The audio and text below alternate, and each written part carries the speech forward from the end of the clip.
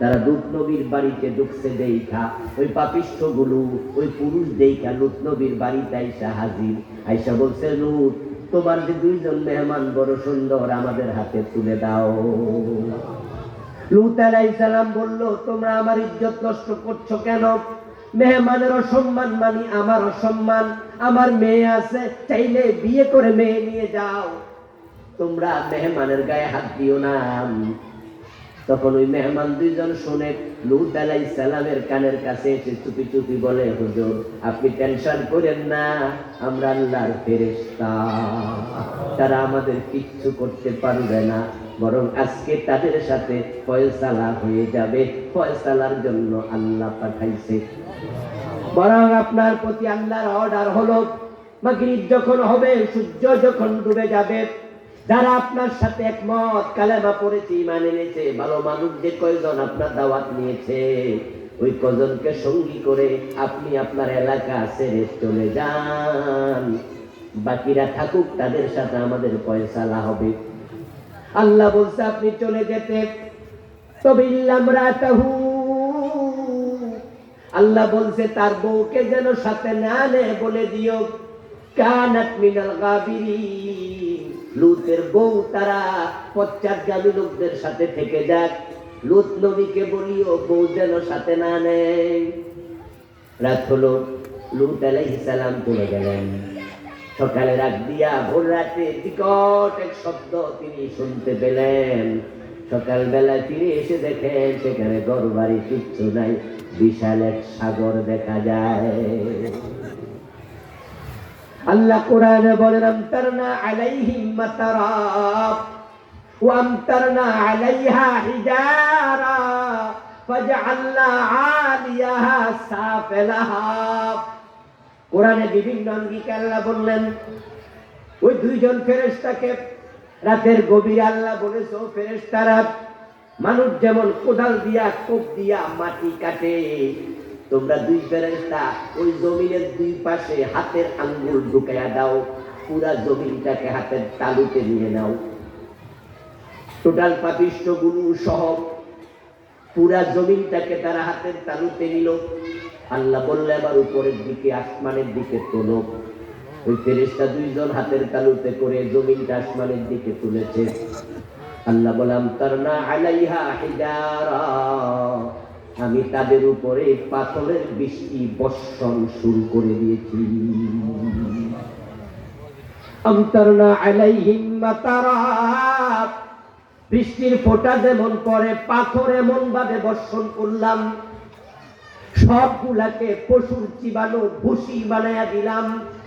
ফাজআলনা আলিয়াহা সাফিলাহা, তারপর ফেরেশতাদেরকে বললাম, উপরের দিক নিচের দিক করে ফেলে দাও। ফেরেশতারা এবার হাতে এমনি নিয়ে উল্টায় ফেলে দিল, নিচে পড়ে গেল জমিন, এতটা ডেবে গেল, এটা এখন সাগরে পরিণত হয়ে গেছে। আমার বন্ধু, ওই গজব প্রাপ্ত মানুষের মাঝে লূত নবীর বউটা আছে না নাই? ওদের অপরাধ ছিল পুরুষে পুরুষে হোমোসেক্স করতো, অপরাধ করতো। লূত নবীর বউ কি পুরুষ না মহিলা? তোমরা দোষী। প্রিয় ভাইরা, ভালো করে শোনেন, একদিনের মাহফিলে সব কথা বলা যাবে না, সময় কুলায় না। এক দুইটা করে বুঝবেন, বাড়িতে নেবেন, কলবে ঢুকে জীবন পরিবর্তন হতে পারে। অপরাধ ছিল পুরুষে পুরুষে জেনা, লূত নবীর বউ তো মহিলা, তার দোষ কি? এই গজব তার উপর কেন আসলো? আল্লাহ তাকে নিতে মানা করেছেন, কারণ ওই জাতি যে অপরাধ করত, লূত নবীর বউ সে অপরাধে সাপোর্টার ছিল। উনি লূত আলাইহিস সালাম উল্টা কইতো যে, আপনি কোন গ্রামে কি, আমরা ওদের সাথে ঝগড়া করেন কেন, মাইর খান কেন, ওরা করুক না। অন্যায় বাধা দিতে গেলে কিছু লোক আছে আপনার পিছন তেটাই না যেটা কয় যাইয়েন না, করুক না, এমন আছে না? এই চরিত্র আপনারও। নবী লূতের সময় থাকলে আল্লাহ আসমান জমিন আপনার উপর উঠবে। লূত আলাইহিস সালামের স্ত্রী ছিল তাদের সাপোর্টার। আল্লাহ তাআলার জন্য তারেও গজবের মাঝে ফালাইয়া দিস।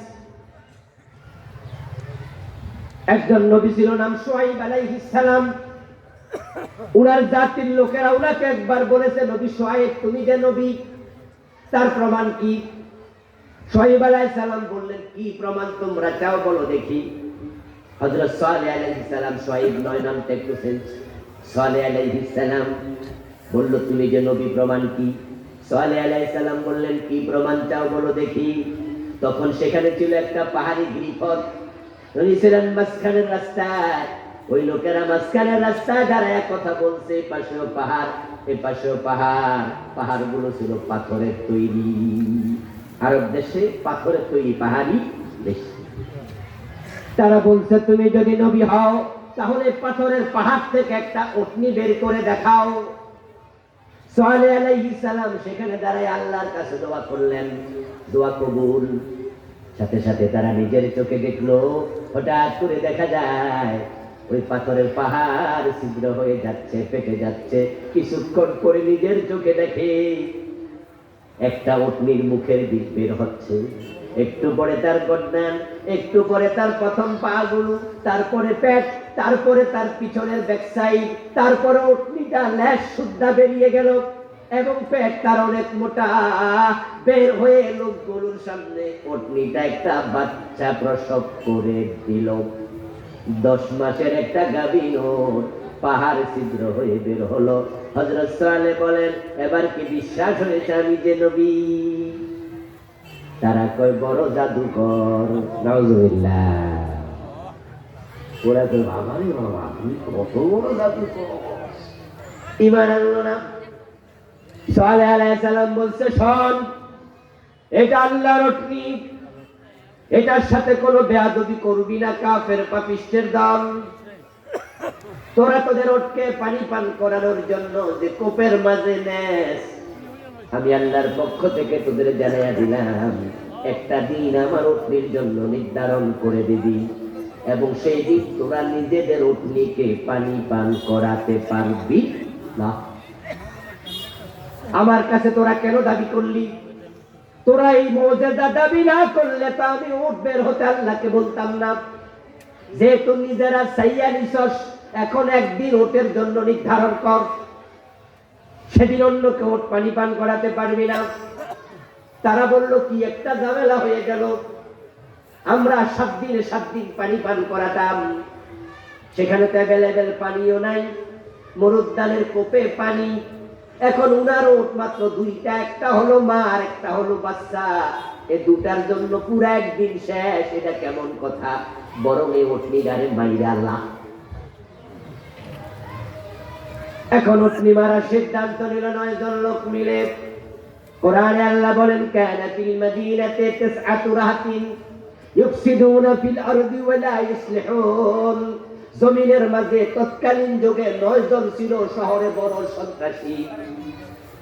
এলাকার লোকেরা সন্ত্রাসী 9 জনকে বলল, তোমরা কিছু করো। এখন 9 জন এক জায়গায় মিটিং করলো। ফানাদাউ সাহিবাহুম ফাতাআতা ফাআকারা ইযিন বাসাশকাহা। ওই 9 জন মিটিং করে বসলো, কে উটটাকে মারবে, কেউ রাজি হয় না। তাদের মাঝে সবচেয়ে নিকৃষ্ট যেটা, তার নাম ছিল কেদার ইবনে সালিফ। ওই কেদার ইবনে সালেহ বলল, আমি মারবো, আমি পারবো। 9 জন তাকে উত্তেজিত করলো, ঠিক আছে, পারলে তোরে পেপসি খাওয়াবো, হে কয় ফান্টা খাওয়াবো, হে কয় 7 আপ খাওয়াবো, হে কয় ইয়াবা খাওয়াবো, আরেকজন কয় পেন্সিলিন খাওয়াবো। মানে